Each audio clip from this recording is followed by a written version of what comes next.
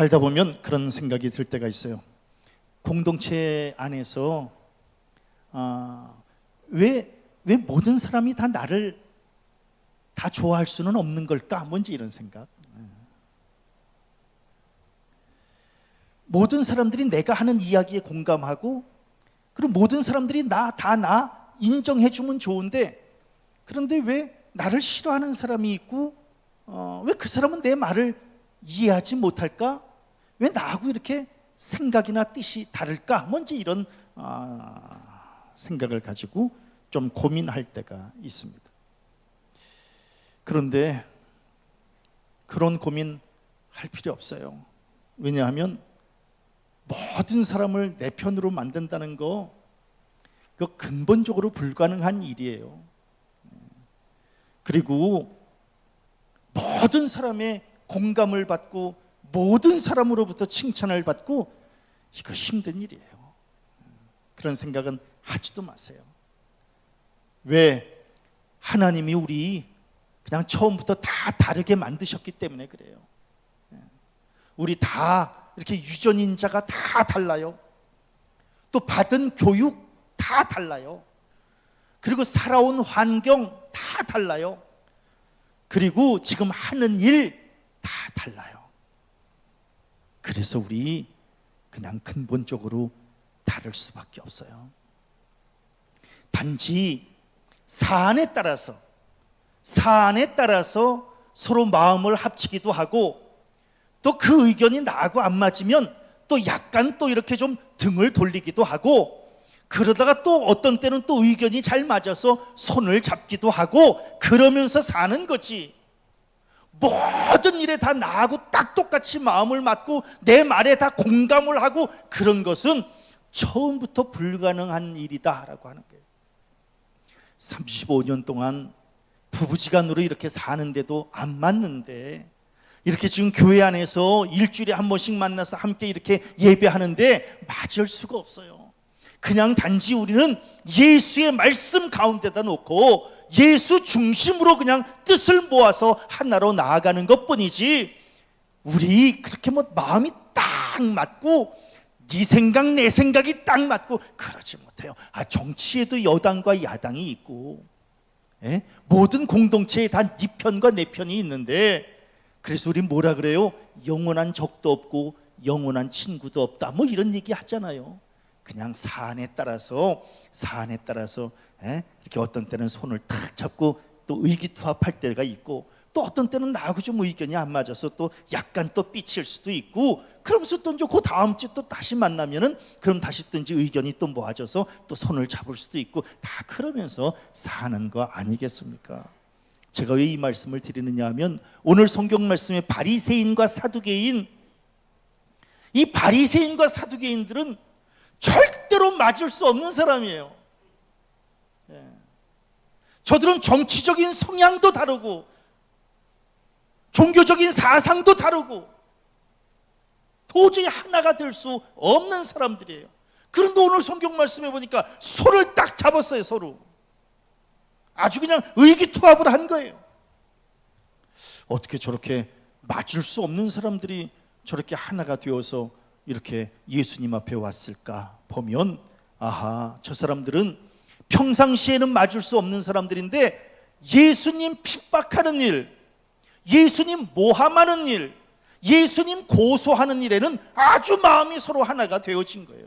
그래서 오늘 예수님 앞에 이렇게 나오게 된 것은 예수님 고소하려고, 예수님 시험하려고, 예수님 걸고 넘어지려고 이제 저 둘이 손을 잡고 예수님 앞에 나오게 된 거예요.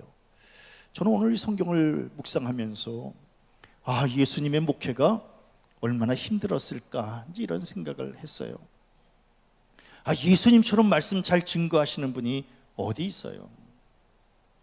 또 예수님처럼 기적을 그렇게 행하시는 분이 세상에 또 어디 있어요?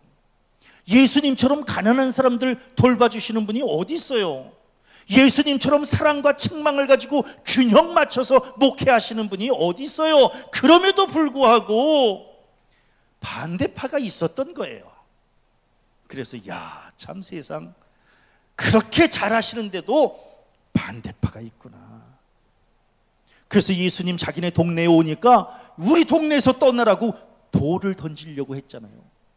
그리고 예수님 자기네 동네에 오면은 그 뒤에서 잘 숨어가지고 예수님 감시하고 예수님의 허물을 찾으려고 했잖아요.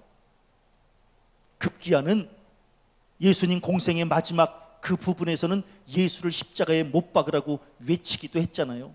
그래서 참 예수님 같이 목회를 해도 반대파가 있구나. 하긴 12명의 제자들 예수님과 한 마음이 됐나요? 다 제각각 아니었나요? 예? 누구는 예수님을 배반하고, 누구는 의심하고, 누구는 팔아먹고, 누구는 또 오른쪽 자리 달라 그러고, 누구는 또 왼쪽 자리 달라 그러고. 그 목회가 쉽지 않아요. 목회가 쉽지 않아요. 제자들 그 12명밖에 안 되는 그 제자들 하나로 묶어가는 것도 예수님 저렇게 힘들었는데 얼마나 예수님의 목회가 답답하셨을까, 이런 생각이 들었어요. 그런데 이제 오늘 이 성경을 보니까 바리새인과 사두개인들이 예수님 앞에 온 거예요. 서로 자기네들끼리 마음도 안 맞는 사람들끼리 손을 잡고 이제 예수님 앞에 왔어요. 그런데 예수님 앞에 뭐 때문에 왔는가? 오늘 성경 말씀해 보니까 예수를 시험하려고 온 거예요. 예? 예수님 말씀 들으려고 온 게 아니에요. 예수님을 인정하려고 하는 그런 마음을 가지고 온 게 아니에요. 예수님을 시험하고 궁지로 내몰고 핍박하려고 하는 이 목적을 가지고 예수님 앞에 이제 나오게 된 거예요. 이렇게 살벌한 분위기 속에서 목회를 하셨으니 예수님 얼마나 힘들었을까. 설교를 하다 보면요, 설교하다 보면 이렇게 아멘 하고 이제 이렇게 아멘으로 말씀을 이렇게 받아 잡수시는 분들이 계시고, 또 어떤 분들은 비판하려고 듣는 분들도 계셔요. 목사님 그런 사람은 없는데요. 아니, 예수님도 그런 사람이 있었는데 최 목사라고 없겠어. 다 있다니까.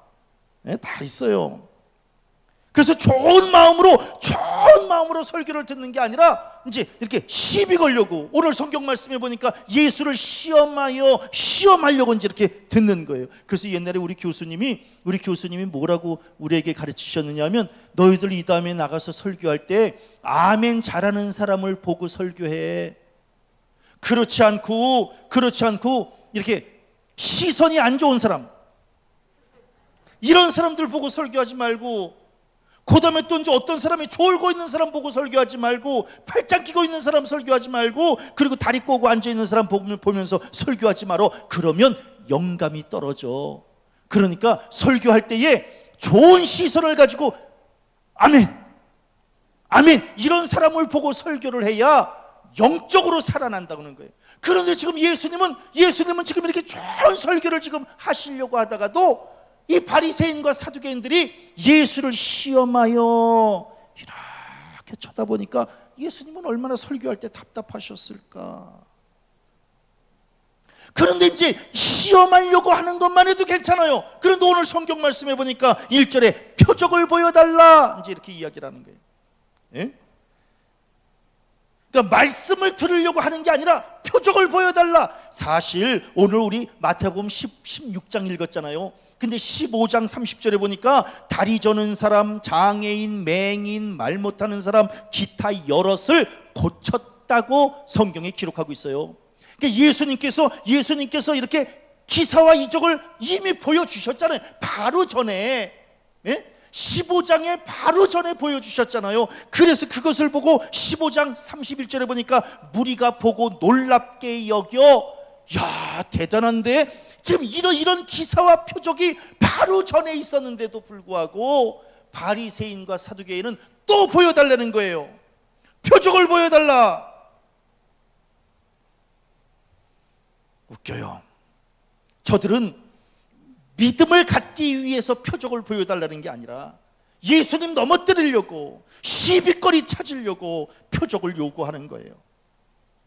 표적을 보면 믿음이 바로 서고, 또 표적을 보면 이 삐뚤어진 심령들 일으켜 세우고, 또 표적을 보면 나 자신을 회개하고 새롭게 지음을 받아야지, 이런 마음을 가지고 표적을 구하는 게 아니라 호기심을 충족하려고 예수님을 그냥 마술사 정도로 구경거리로 만들기 위해서 표적을 보여달라는 거예요.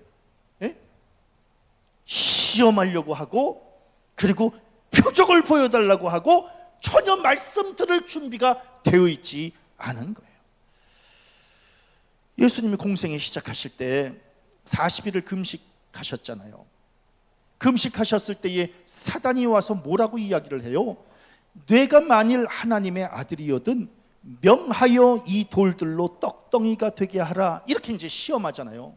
예? 이게 뭐예요? 표적을 보여달라는 거 아니겠어요? 네가 만일 하나님의 아들이거든 이런 표적을 보여달라는 거예요. 이 돌로 떡덩이가 되게 한번 해보라는 거예요.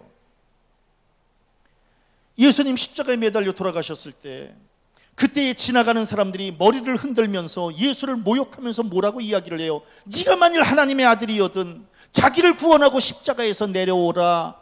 표적을 요구하는 거예요. 네가 하나님의 아들이거든 내려와라. 이렇게. 그런데 지금 바리새인과 사두개인들도 표적을 요구하는 거예요. 표적을, 뭔가를 보여달라는 게, 아니 바로 전에 보여줬잖아. 바로 전에 보여줬는데도 그것을 믿으려고 하지 않고 또 보여달라는 거예요.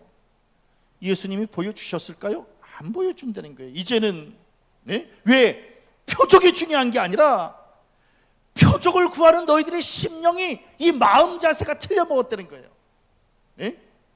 악한 마음으로 구하는 표적은 내가 응답하지 않겠다라고 하는, 방금 전에 보여준 표적, 이 표적을 보고도 믿지 않으면서 또 다른 표적을 달라고 하는 것은 불신앙일 뿐이다 라고 합니다. 그러면서 예수님은 뭐예요? 너희들 표적을 구하기보다 하나님의 뜻을 분별할 줄 알아야 된다는 거예요. 지금 표적을 보고 안 보고가 중요한 게 아니라 하나님의 뜻을 분별해라.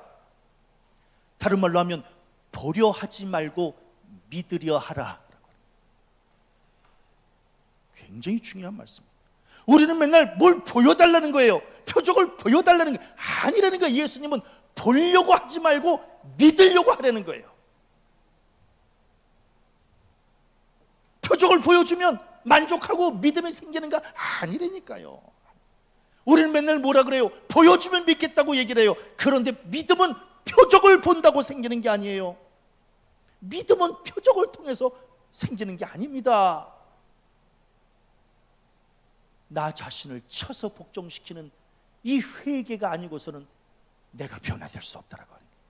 우리 이제 맨날 병중에 뭐라고 이야기를 해요? 병중에 하나님, 저를 이 병에서 하나님께서 건져주시면 이제 남은 인생 하나님을 위해서 살겠습니다. 네. 하나님, 제 이 병을 고쳐주시는 이 표적을 보여주시면 내가 정말 믿음으로 이제 굳게 서서 하나님 증거하는 사람으로 살겠습니다. 우리 맨날 그렇게 기도하잖아요. 그런데 그렇게 해서 표적으로, 하나님의 기적으로, 표적으로 나왔어요. 그럼 남은 생을 정말 하나님 앞에 헌신하면서 사나요? 그렇지 않다고요. 내 몸에 예수의 흔적이 있고 표적의 흔적이 있음에도 불구하고 우리가 그렇게 사는 게 아니라는 게, 진짜 변화되어지는 것은 표적 때문이 아니라 정말 말씀 앞에 나 자신을 굴복시키며 회개하는 이 믿음이 아니고서는 하나님 앞에 바로 설 수 없다라고 하는 거예요.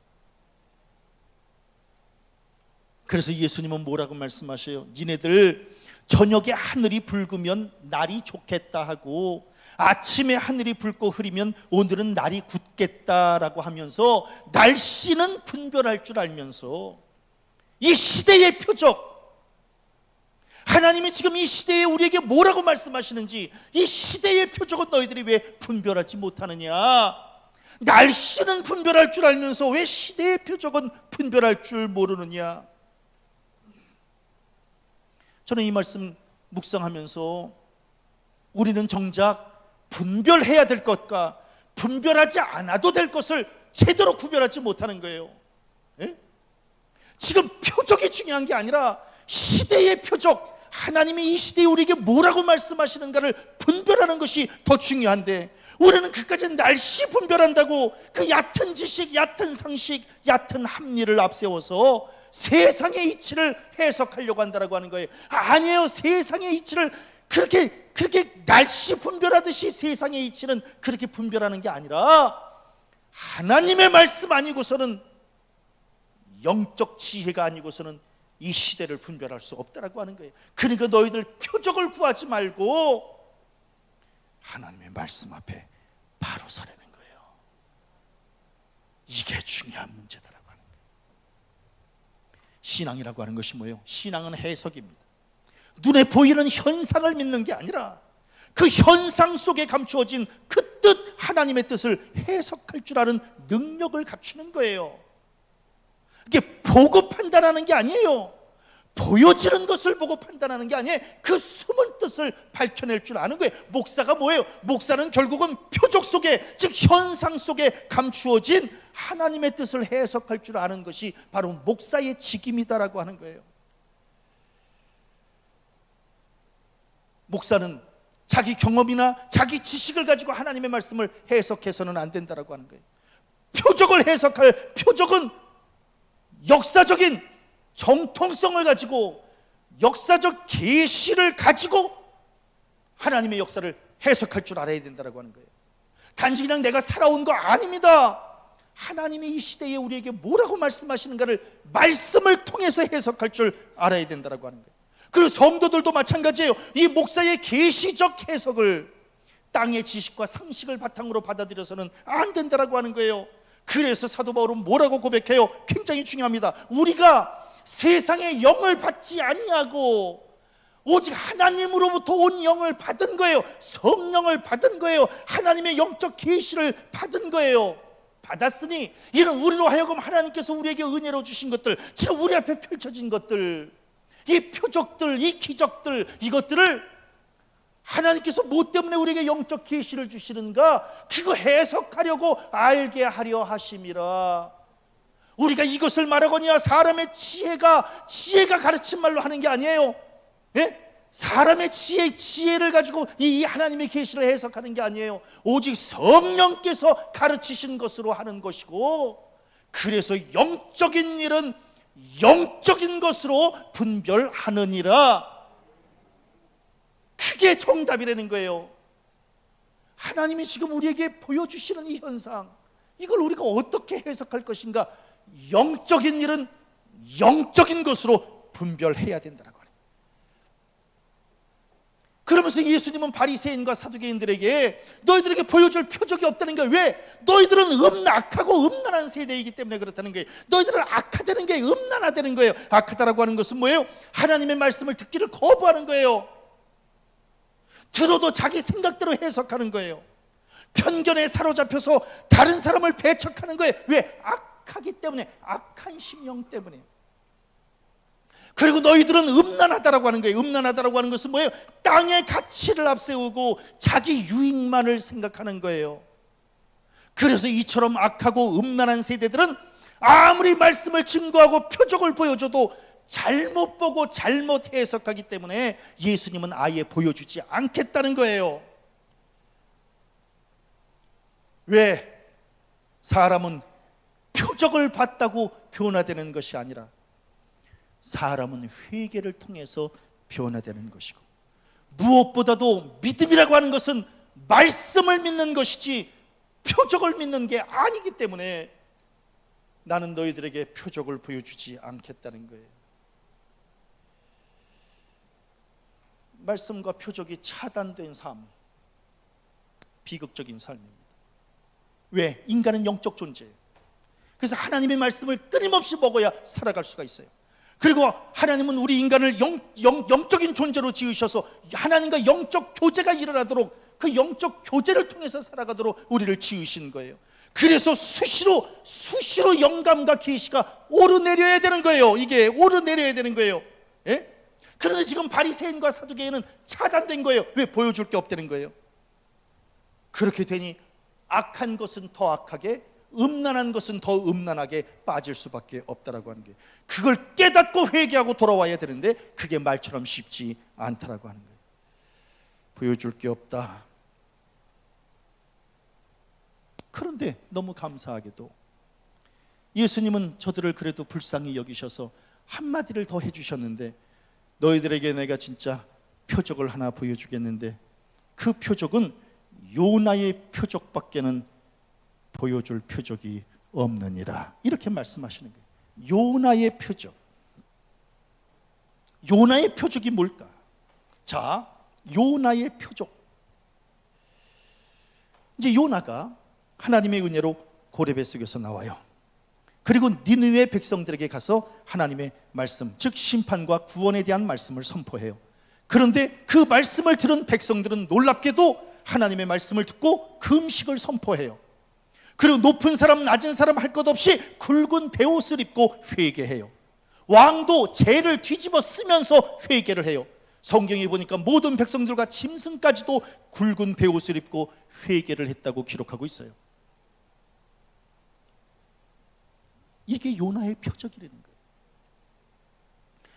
니느웨 백성들이 하나님 앞에 회개한 그 회개, 이 회개를 받으시고 어떻게 하나님이 응답하셨는가? 하나님이 그들이 행한 것, 곧 그 악한 길에서 돌이켜 떠난 것을 보시고, 즉 회개한 거예요. 이 니느웨 백성들이 회개한 것을 보시고 하나님이 뜻을 돌이키사, 즉 심판하실 그 뜻을 돌이키사 그들에게 내리리라고 말씀하신 재앙을 내리지 아니하시니라.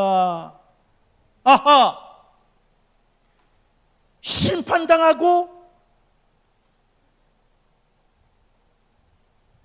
재앙을 당해야 될 이 니느웨 백성들이 하나님 앞에 회개하고 말씀 듣고 회개했더니 하나님이 저들에게 내리기로 작정하신 그 재앙을 내리지 아니하셨다라고 하는, 그래서 저들의 심판, 저들의 재앙, 이것이 구원과 영생으로 바뀌게 되었다라고 하는 겁니다. 이 구원과 영생으로 바뀐 이 기적이 바로 요나의 표적이다라고 하는 겁니다.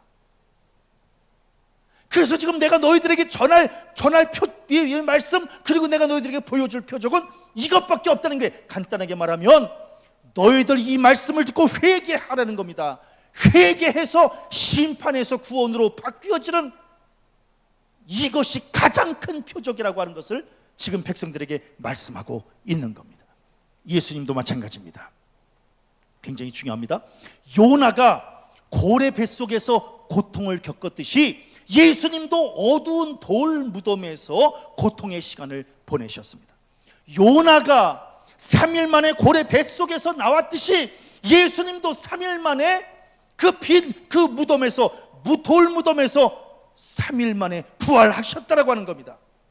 요나가 니느웨 백성들에게 회개를 선포했듯이 예수님도 회개를 선포했는데, 중요한 것은 요나의 설교를 듣고 그 백성들, 니느웨 백성들은 회개를 했는데 너희들은 예수의 설교를 듣고 너희들은 지금 회개했느냐?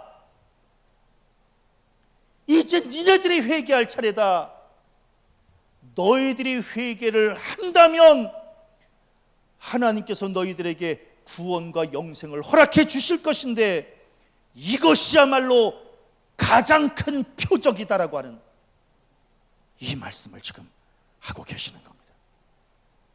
우리는 뭐예요? 죽은 사람이 살아나고 병자가 낫고 가난한 사람들이 부자가 되는 것, 이것이 표적 아닙니까? 우리는 맨날 이렇게 이야기를 하지만 예수님은 그게 아니라는 겁니다. 말씀을 듣고 믿고 회개함으로 구원과 영생을 허락받는 것이 가장 큰 표적이요 기적이다라고 하는 겁니다. 이걸 좀 더 다른 말로 하면 우리는 지금 예수의 말씀을 듣고 예수의 말씀을 믿고 예수의 말씀 앞에서 회개하고 지금 이렇게 살아가고 있다면 우리는 매 순간 하나님의 놀라운 표적을 체험하면서 지금 살아가고 있는 것이다라고 하는 겁니다.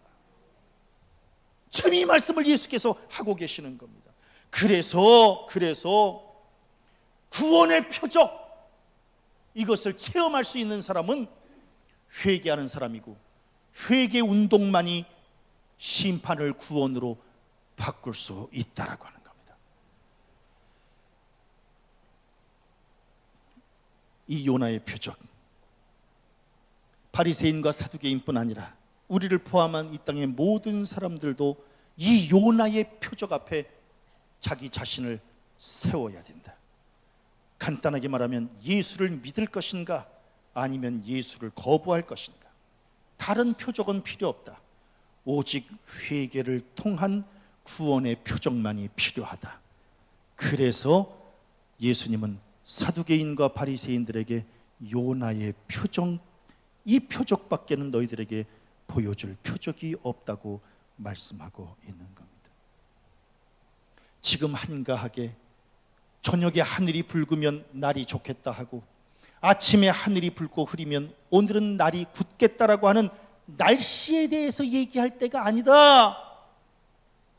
지금 날씨에 대해서 얘기할 때가 아니라 예수의 말씀을 듣고 믿고 회개해서 천국을 허락받을 것인가 아니면 거부하고 배척하다가 심판을 받을 것인가, 이것을 분별하는 것이 더 시급한 일이다라고 하는 겁니다. 지금 날씨가 왜 이렇게 더울까? 왜 이렇게 비가 많이 올까? 지금 한가하게 날씨에 대해서 이야기할 때가 아니라 예수의 말씀을 믿고 회개하고 구원받는 것이, 이게 더 시급한 일이고 이게 바로 시대의 표적이다라고 하는 겁니다. 이걸 분별할 줄 알아야 된다. 바리새인과 사두개인들, 오늘 성경 말씀 1절에 보니까 와서라고 하는 거예요. 예수 앞에 오게 된 겁니다. 예수 앞에 와서라고 했는데 놀랍게도 4절에 보니까 예수께서는 그들을 떠나가시니라 이렇게 말씀하고 있는 겁니다. 아하, 저들과 예수님은 서로 접촉점을 이룰 수 없었던 거구나. 저들은 예수님 앞에 왔는데 예수님은 저들을 떠나가셨다는 겁니다.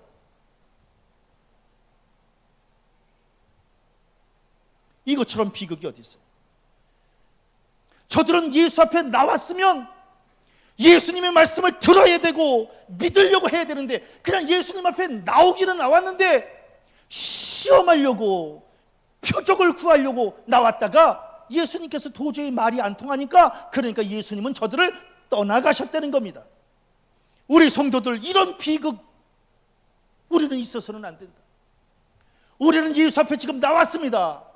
예수 앞에 나왔으면 하나님의 말씀을 듣고 믿고 회개하는 우리 성도들의 신앙 되어지시기를 바랍니다.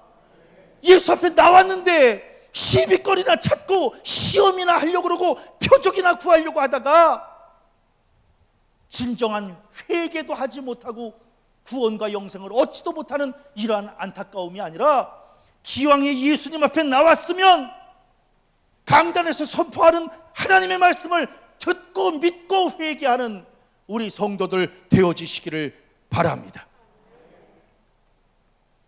저는 오늘 이 말씀을 제가 지난주에 묵상하게 된 것은 우리 폭우 때문에 큰 어려움을 겪었습니다. 그래서 우리는 뭐예요? 비가 얼마나 왔느냐, 얼마나 많이 피해를 입었느냐, 또 이 피해를 복구하려면 어떻게 해야 되느냐, 우리는 맨날 여기에만 관심하고 있다라고 하는 겁니다. 예? 저녁에 날씨가 붉으면은 그 다음날 날씨가 좋겠구나라고 하는 이런 얘기만 하고 있는 겁니다. 내일 날씨가 어떻대? 맨날 이런 얘기만 할 뿐이지, 이 폭우를 통해서 하나님이 우리에게 말씀하시는 것이 무엇일까, 이것을 지금 분별할 줄 모르고 있다라고 하는 겁니다. 부족하지만 지난주에 이 말씀을 묵상하면서 제가 깨닫게 된 몇 가지만 우리 성도들에게 이제 말씀을 증거하도록 하겠습니다. 폭우의 재난, 그것이 중요한 게 아니라 이 폭우 속에 숨겨진 하나님의 뜻이 무엇일까? 자, 폭우가 언제 얼만큼 내릴지 우리는 모릅니다. 하나님의 심판의 때도 마찬가지입니다. 언제 어떤 방법으로 올지 모릅니다. 그렇기 때문에 날마다 긴장하며 대비하는 자세를 갖춰야 된다는 겁니다.